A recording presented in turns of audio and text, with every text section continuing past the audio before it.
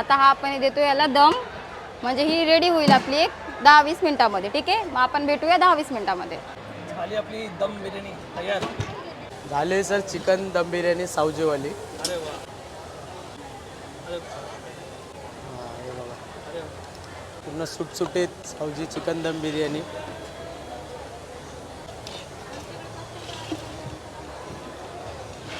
गरमागरम.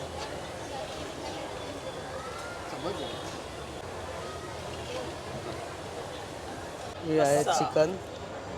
दाजी पाहुणं भाऊजी या तुम्ही खायला सावजी बिर्याणी स्पेशल. तुम्हाला आवडेल, तुम्ही सर्वांना सांगा टेस्ट करू. आणि सावजी बिर्याणी पीस आहे रेट आपल्याला. तिखट काहीच नाही आहे, नॉर्मल आहे. ते लहान मुलं पण खाऊ शकतात. रसा पण आहे आणि सावजी मसाला.